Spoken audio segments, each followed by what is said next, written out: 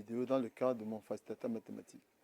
Aujourd'hui, nous sommes dans le cadre du coaching et nous vous montrer comment, par quelle étape doit-on passer pour calculer les variations d'une fonction. Nous sommes dans les classes de première et de terminale. Nous allons les désaltérer un peu avant de commencer à vous expliquer ce qui est important pour vous et pour tous les téléspectateurs qui vont nous suivre. Nous sommes dans la classe de première, nous allons au tableau.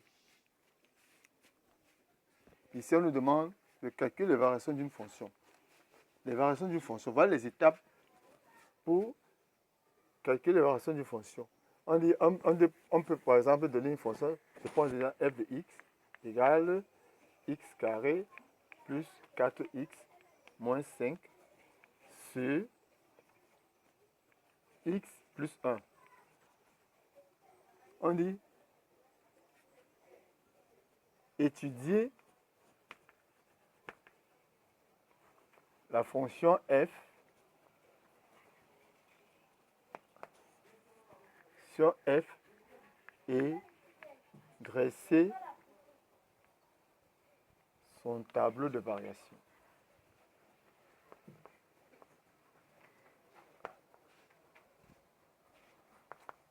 Aujourd'hui, je vais juste vous montrer les étapes. Les étapes.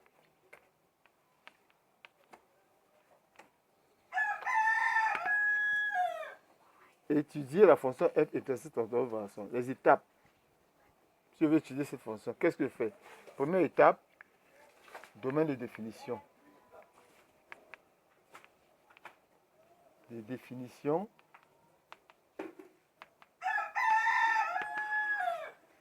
Sous forme d'intervalle.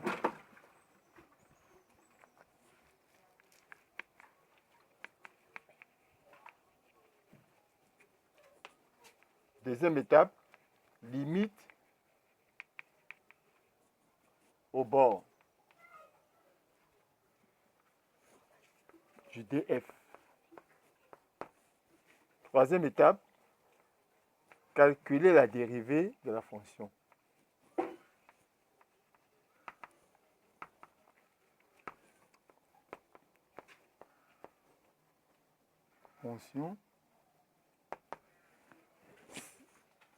Quatrième étape, trouver les nombres qui annulent la dérivée. Trouver les nombres qui annulent la dérivée en utilisant le numérateur. En utilisant uniquement le numérateur.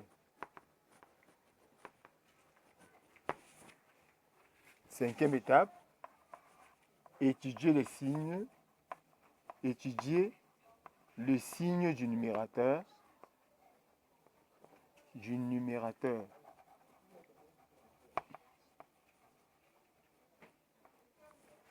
Qui est le signe numérique qui est celui de la dérivée. Celui de la dérivée. Sixième et dernière étape. Tracer les variations de la fonction dans un tableau. Tracer les variations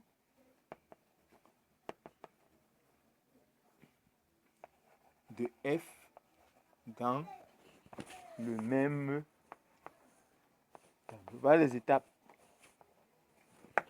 Je recommence. Si on dit étudier la fonction f et tester son tableau, voici les étapes. Tu trouves d'abord le domaine de définition sous forme d'intervalle. Deuxième étape, tu calcules les limites aux bornes de ce domaine de définition. Troisième étape, tu calcules la dérivée de la fonction. Quatrième étape, tu trouves les nombres qui annulent la dérivée en utilisant uniquement le numérateur. Cinquième étape, tu étudies le signe du numérateur qui est celui de la dérivée. Par le signe numérateur dépend seulement, la dérivée dépend seulement du numérateur. Étudier le signe du numérateur qui est celui de la dérivée. La sixième étape, tu traces les variations de la fonction f dans le même tableau de signes. Dans le même tableau de signes. Donc, il est important que l'élève maîtrise ces étapes pour l'étude d'une fonction. Il y en a 6. Donc, lorsqu'on dit dresser le tableau de variation, tu dois commencer par la dérivée.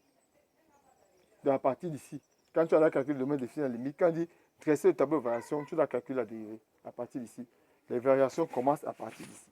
Donc, je mets ici ça, étudier les variations. Ça, c'est pour étudier les variations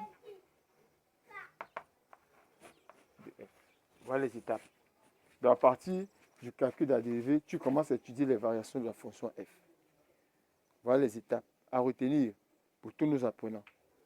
Pour étudier une fonction, étudier les variations d'une fonction, calcul domaine de définition, voici les étapes. Si on dit étudier, voici les étapes. Si on dit les variations seulement, tu commences par la dérivée. Et c'est très important. J'espère que vous avez suivi et que vous avez été attentifs à nos explications. Pour ceux qui sont dans les classes de première et de terminale, n'oubliez pas, chaque fois que vous avez une fonction à étudier, le domaine de définition est important. Les limites sont importantes. Mais tu ne peux pas calculer les variations d'une fonction tant que tu n'as pas calculé la dérivée de cette fonction, les nombres qu'annule la dérivée, le signe de cette dérivée et les variations de la fonction f. Donc il est important pour vous, apprenants, de maîtriser ces étapes et de bien les appliquer dans l'étude de quelque fonction que ce soit. Merci pour votre attention. N'oubliez pas de liker, de nous abonner à notre page sur YouTube, Mon Facilitateur Mathématique. Merci et à la prochaine vidéo.